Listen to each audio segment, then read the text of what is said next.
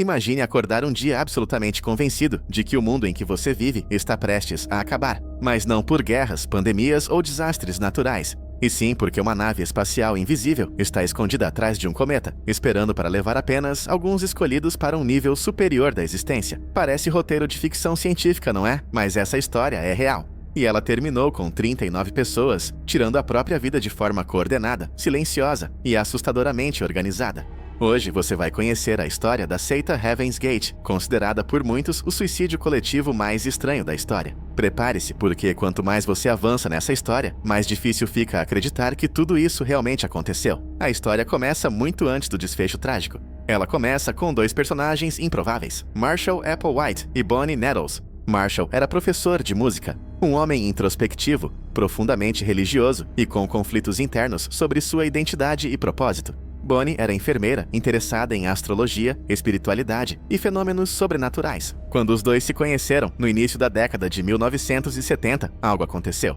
Eles acreditavam que aquele encontro não era coincidência, mas sim um evento predestinado pelo universo. Juntos, começaram a desenvolver uma crença curiosa. A ideia de que a Terra estava prestes a passar por uma reciclagem e que apenas aqueles que abandonassem completamente sua humanidade poderiam sobreviver. Mas sobreviver como? Não em outro país. Não em outro planeta comum, e sim em um nível acima do humano, onde seres evoluídos viveriam livres de dor, desejo e individualidade. Eles chamavam esse estágio de o próximo nível. Segundo Marshall e Bonnie, os corpos humanos eram apenas veículos, temporários, descartáveis. A mente e a consciência eram o que realmente importava. Para alcançar o próximo nível, era necessário abrir mão de tudo que nos torna humanos: família, amizades, dinheiro, sexo, identidade e até o próprio nome. Os seguidores da Heaven's Gate não se chamavam de pessoas, eles se viam como tripulantes em treinamento. E o treinamento era rígido.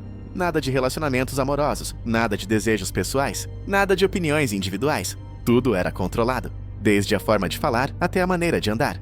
Alguns membros chegaram ao extremo de realizar castração voluntária, acreditando que o desejo sexual os prendia à condição humana. E o mais perturbador, eles não viam isso como sacrifício, mas como libertação. Com o tempo, Bonnie Nettles morreu de câncer. Para qualquer grupo comum, isso seria o fim. Mas para Marshall Applewhite, foi apenas mais uma prova de que o plano precisava seguir adiante. Ele passou a se apresentar como o único mensageiro legítimo do próximo nível. Sua fala era calma, quase hipnótica.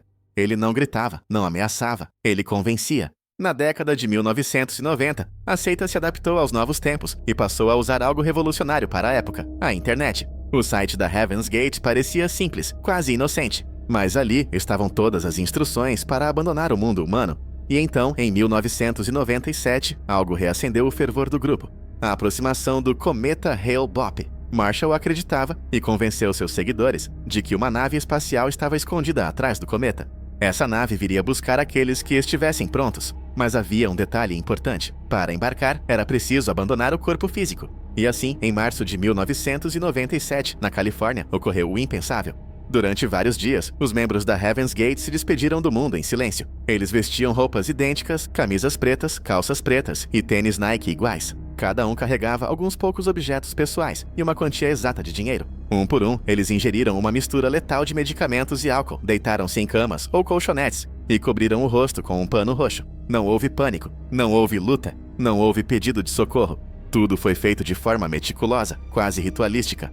Ao final, 39 corpos estavam ali. 39 pessoas que acreditavam com absoluta certeza que não estavam morrendo, mas sim partindo. Quando as autoridades encontraram a cena, o mundo ficou em choque. Como pessoas aparentemente comuns, inteligentes e funcionais puderam chegar a esse ponto? A resposta não é simples, e talvez seja isso que torna essa história tão perturbadora.